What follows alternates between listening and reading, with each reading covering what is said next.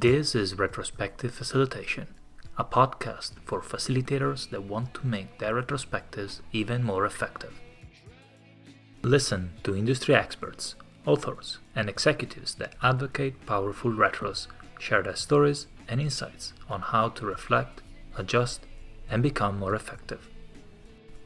To receive updates on the latest episodes, subscribe to our newsletter at thisisretrospectivefacilitation.com and win a chance to ask questions to our guests. Welcome back. I'm your host, Enrico Teotti. Stephen Covey says, begin with the end in mind. What's the end goal of a retrospective? I'm gonna give you a little spoiler. The answer is not to put stuff in 3 columns and fix all the sad items. But today's we'll hear George with his answer. He's been involved in the Agile community since 2000, author of Evolutionary Anatomy of Test Automation Code and co-author of Patterns of Agile Journeys. He ran his first retro in the mid-2000s after reading Esther and Diana's book. Hi, I'm George Dinwiddie. I've been kicking around this industry for a long time and kicking around doing a few other things before that. I've taken the long and winding path through life. So I've got background in lots of different things. In software development, then I was a programmer, and I came to it through from hardware development, a step from doing hardware development, digital hardware, to doing firmware to go with that hardware, and then into pretty much solely software development now. But, these are the sorts of things you do when you've got an English degree with a minor in psychology. I get lots of different perspectives on things. And, the technical side and the human side are both equally valuable to me. And I think that both of them are extraordinarily important in terms of success in software development. George, how did you start facilitating retrospectives? Early in my career as an independent consultant, then I was billing myself as a player coach. So I was both programming, but I was also coaching people in agile practices. And principally, our first client, they were interested in the test-driven development I was talked about, and so I was writing code and teaching by example test-driven development. And so we'd been working for a while, and it seemed like a good time to, they had added some other people to the team, and we had all been working together for a while. And it seemed like a good time to sort of take stock on where we were and how things were going. And so I decided a retrospective would be good. So I ordered Esther and Diana's book, and quickly read it, and then facilitated my first retrospective within a week after reading the book. And it was a little difficult. It was in my cubicle, so we had about 6 people crammed into one cubicle, so it was very tight quarters. And I was facilitating, and I had never facilitated a retrospective before. And it came to an interesting point where one of my coworkers said something about my actions, something I had done that had upset them, and which it was new to me that I had upset them. I had been working on the build process, and what I didn't know is that they had been working on the build process before I got there, and they felt like I had taken it away from them. And I didn't know that they had been working on the build process. Nobody ever told me that, and it clearly needed work. I would have been glad to work on it with someone, but I didn't know it was being worked on. So I was a little unsure how to handle that, so I did the best I could. And what I did was said, okay, I'm stepping out of my facilitator role right now. And I walked across the cubicle, as small as it was, and said, okay, now I'm just George. and responded and said that apologized and said I didn't know you had been working on that. I wasn't meaning to take anything away from you. And so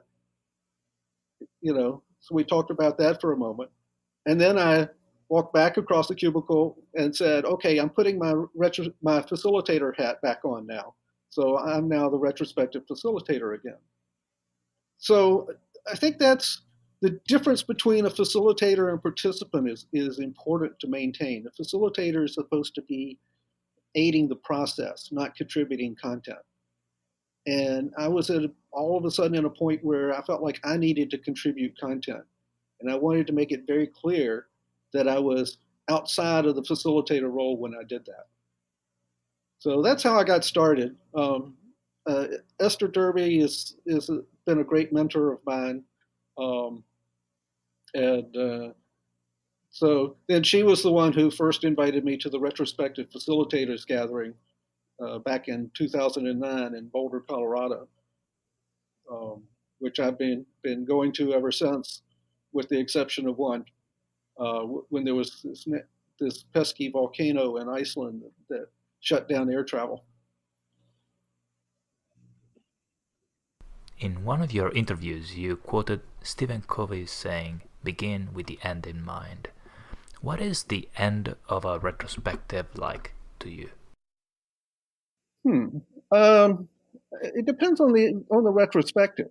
So one of the first things to do in a retrospective is setting up the theme, and the purpose of that is to decide where it is you're going, or at least what direction you're going with that particular retrospective. Some retrospectives may be focused on fixing a particular problem that the team is having, or a symptom that the team has noticed, more likely. But others are more focused, perhaps long term into the future. How to grow into the future state that we want, or perhaps it's how to deal with some external issue. There, there could be a lot of things, or it could even be, what's the next thing we want to accomplish? You might have a retrospective about that. I think of retrospectives, the way I define it these days is looking at the past, looking at together, looking at a shared past together in order to make choices for the future. I've been going to the retrospective facilitators gathering since 2009, except for 1 year where it was in Denmark and there was a volcano, um, and I didn't go that year. But I've been going to it both in the U.S. and in Europe. It alternates back and forth, and so I've thought and conversed deeply about retrospectives over the years, and a lot of this resonates with my own introspection. When I stop and think about things and look back in my life and think about it, then I notice things that I didn't notice at the time. And the same thing happens when groups have a retrospective. They notice things, and they're sharing what they notice. And so what one person notices triggers other people to notice things. And so it gets a very rich experience in many cases. The things that come out are not the things that people had on the top of their head when they went in. I've seen many teams who have taken a quick Scrum Master course, and they think that a retrospective is 3 questions.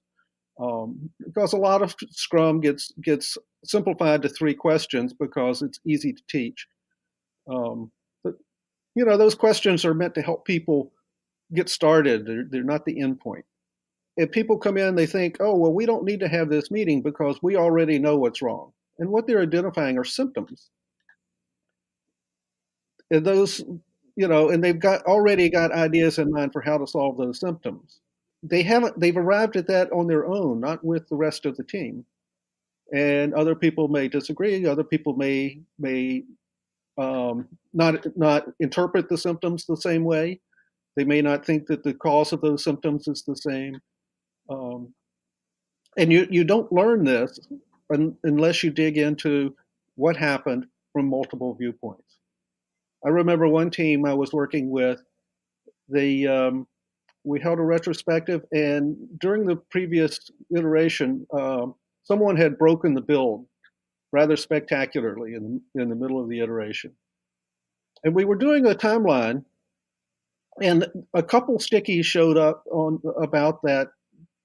One of them showed it as a very negative event. Another one showed it as a very positive event. About the most positive event of the iteration. And so we dug into that a little bit, and it turned out that the person who had broken the build was the one who saw it as a very negative event. And the rest of the team saw it as a very positive event because it had uncovered something in the way that they were working that gave them this vulnerability that made it possible to break the build so spectacularly. And so this had uncovered that. They were able to figure out a fix for that, and they were extremely happy that they had done this. Um, the person who did that never would have realized that had we not had the retrospective, had we not looked back and seen that different people saw the same event different ways. So a lot of people like to use the 5 whys to get to the root cause of something. But my experience is nothing has a single root. And in fact, any behavior that persists has a feedback loop that maintains that. So from the 5 whys, and people often move to a fishbone diagram, which allows for multiple causes.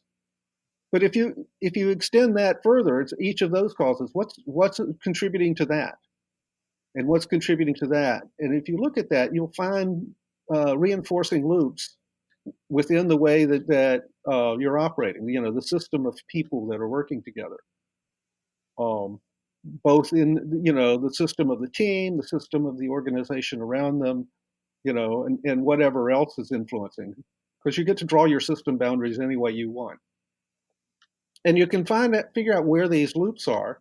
And once you can visualize them, then you can think of what to do about them.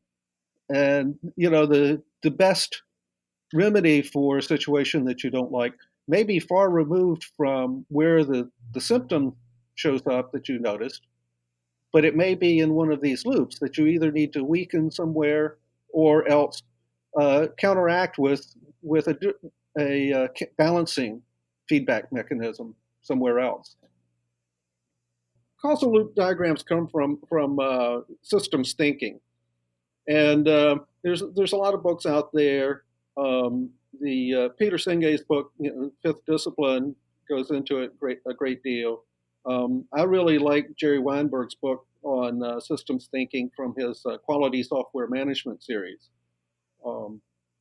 He extends it a little to show that in some places you have a choice as to whether a particular influence is reinforcing or inhibiting. But you can look at this also in engineering terms. So it's basic control theory, just applied to nonlinear and highly unpredictable systems, human systems.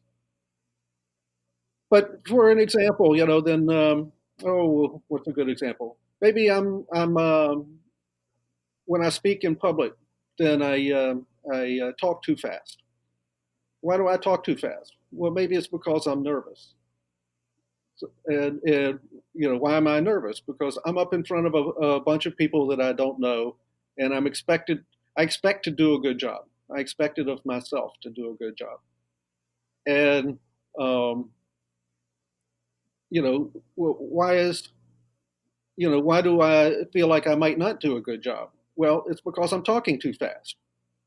So that provides a loop. Talking too fast makes me feel like I'm doing less good of a job. The less good of a job, then the more nervous I get, and the more nervous I get, the faster I talk. So it's a reinforcing loop. So to break that loop, well, that's a hard loop to break. With years of practice, then I can break that loop.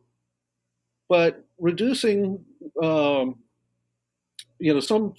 part of that influence or counterbalancing some part of that influence um, will, might be enough to help me. So talking too fast makes me feel like I'm not doing a good job. What could make me feel like I'm doing a good job? Well, perhaps practicing my speech more, practicing what I'm going to say so I feel more confident. And if I do that, then I'm creating another influence into that same loop that balances out some of the influences that are there. And therefore, it reduces the nervousness, which reduces the speed of my talking, which then makes me feel better about the way I'm speaking. And so that's the thing about positive feedback loops is they will work in either direction, both in the direction that you don't want and in the direction you want. Usually you don't want either extreme.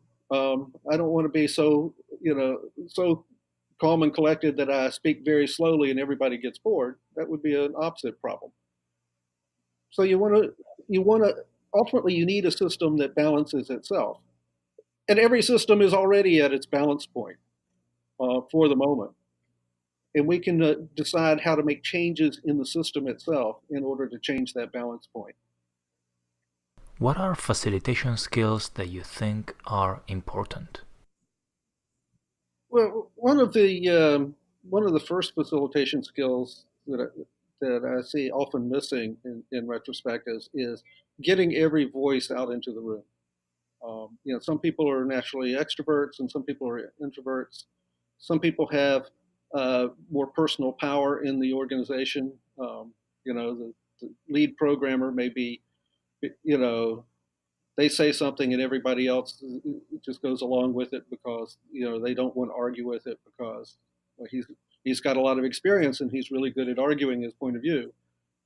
And so that's a facilitation skill that um, it's is often missing when people are just trying to do a recipe form of retrospectives, and they haven't really worked on their facilitation skills.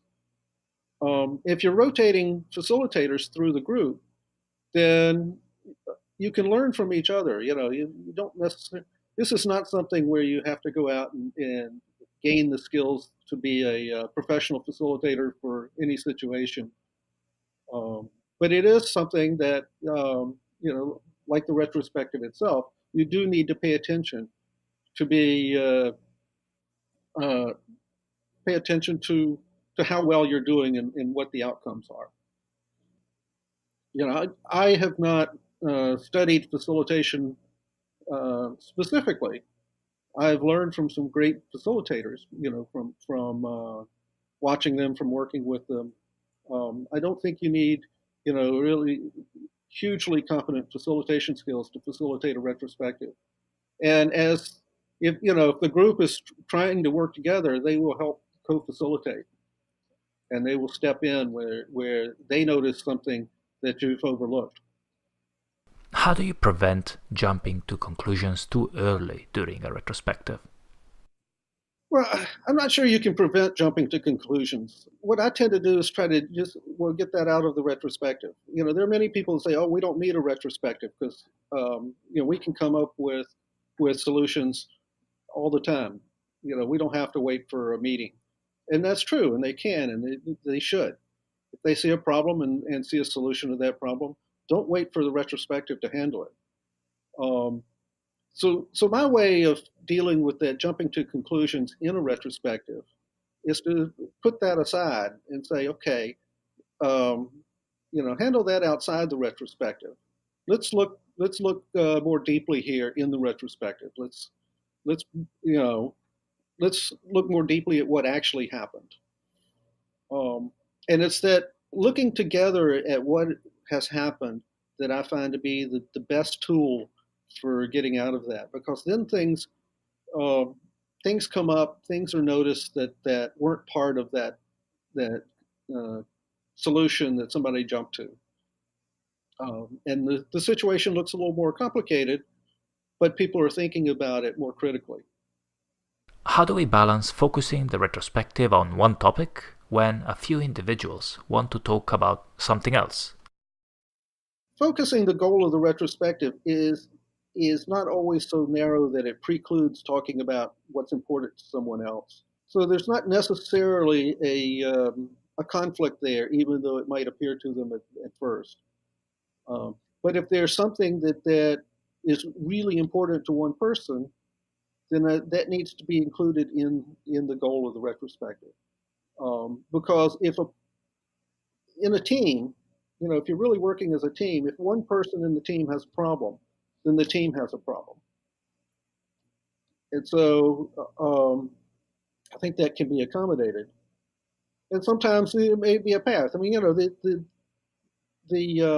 structure of a retrospective is not so rigid that you can't make some deviations, you know, to handle things as they come up. So you might be onto generating insights, and somebody brings up something, a new data point, and says, "But we really need to solve this. This was a problem." Where perhaps you need to go back to gathering data on that aspect, on that problem, or that symptom that they noticed before you, and then move forward again. Retrospective for larger groups. How do we tackle retrospective in groups larger than 15 people? Well, so this is where facilitation skills get more critical. Knowledge of different ways of doing things, different activities that you could do. I'm not sure that you're ever going to get a large group to all be on the same page and have the same viewpoint. So it's hard enough with a small, closely knit team, but you can get them more on that. The, One of the big problems I've usually see in a large group is an unwillingness to stick out from the crowd. Um, the you know they're in a large group. It's probably about the same number of extroverts who are taking up all the talking as there is in a smaller group. So there are a lot more people being quiet and not saying anything if you don't force that to come out. So exercises where you write first and then collect information are really helpful for large groups. Um, Trying to get everybody involved is a lot tougher, but um, there are different facilitation exercises that you can do to try to get the different voices in the room. Building a sense of safety in that is also important. You don't want to get somebody's voice into the room and have them suffer from it immediately after the retrospective, because sometimes you can't do that. Sometimes certain large groups, the culture is just not safe, and so you cannot get people to say things that are different from what they think people want to hear. And that's sort of the nature of it. You can call attention to that aspect to help people be aware of it, but that's going to inhibit your retrospective, and that's part of why you need that retrospective. And you can, making progress against a culture of blame and distrust is going to be very slow and difficult. George, can you tell us something about the retrospective facilitators gathering? And how can people join? The retrospective facilitators gathering is it's a small open space conference. It runs for a week. It's a chance to, uh, it's pretty open in topic, being open space. People provide the topic, but it's being week long and residential. Then people can really get into, um, deeper, more deeply into the topics. Um, Everybody there is a facilitator, so that makes it a little interesting. Um, the and I've personally gotten a lot out of it. I've been to many of them. It alternates between the U.S. and Europe, so you get some very different viewpoints. It has a different feel to it between the U.S. and Europe. It tends to be a little larger in Europe than in the U.S. Um, but it's a great chance to sort of disconnect from the world and take a look at the things that you're doing and think about them and learn from the challenges other people are facing. Um, Learn from people who are bringing in ideas that they've read that I haven't, and it's a great learning opportunity for me. It's sort of by invitation. So the first invitation goes out to the people who participated the previous year, I think, and then it's to anybody who's ever participated in one before, and then it gets opened up to the public. People say this person would be interested.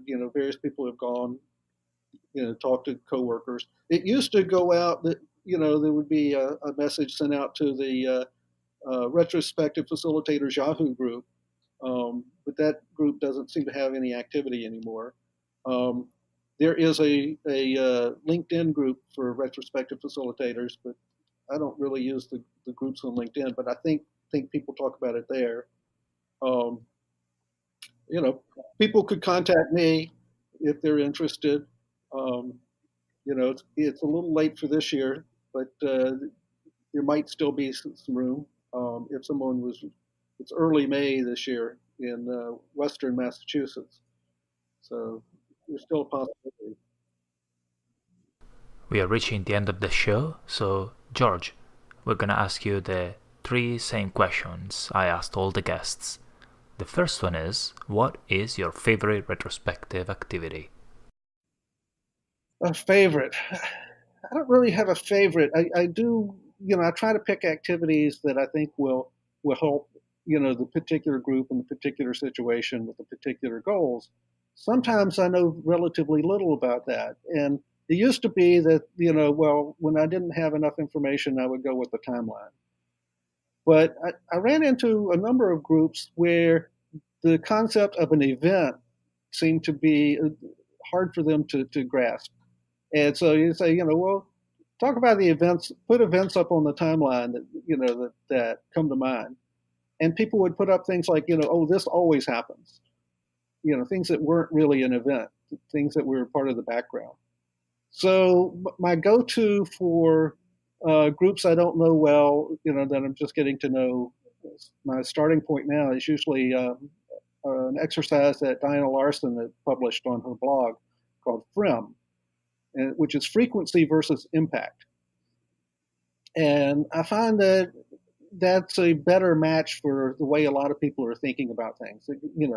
So you put up things that they noticed, from things that happen once, to things that happen regularly, to things that happen, just all the time. And then on the vertical axis is things that are highly beneficial, down through neutral, down to wildly detrimental. And that seems to be a better match for the way more people think about the world. And so it's sort of my starting point when I don't have anything else to choose from. What is a book you're reading right now? Oh, a book that I'm reading right now. Well, I'm not in the middle of one right now because I'm in the middle of writing one, but I have been going back through um, some of my Virginia Satir books. I just reread Making Contact recently, last month, and a lot of good reminders in there. I think I got more out of it reading it this time than the last time I read it a few years ago. It's a wonderful book, small book. And what is the book you're writing about? Oh well, it's not really, but it's nothing to do with retrospective. It's about estimation, which is a topic people love to fight about, and um, there are, you know, most of the problems around estimation are the way people use them, and worse, the way people fight over them, the personal interaction. And the final question, George, what is your favorite dish? My favorite dish? Oh, see, this is again, um, as soon as I pick one, I think, oh no, but there's this. So I like variety. So, favorite dish. Um, well, steamed crabs is a good one. I live in Maryland, and so steamed crabs are a local specialty. And I liked steamed crabs when I was growing up before I lived in Maryland, but uh, my family was from Virginia, so we ate them with just melted butter. In Maryland, and then you put spice on them. Our guests share lots of insights and ideas. Which change are you going to try in your next retrospective? Tell us on Twitter with hashtag #ThisIsRetrospectiveFacilitation or leave us a comment on thisisretrospectivefacilitation.com. You can connect with George via Twitter at gdeanwitty or through his email gdeanwitty@idiacomputing.com. Norm Kurt, known as the father of retrospectives and author of the book Project Retrospectives, suffered a disabling brain injury in a car accident 20 years ago. Visit thisisretrospectivefacilitation.com/help-norm for details and a link on how to contribute to his fund. Thank you for listening. This is Enrico Teotti. Till next time.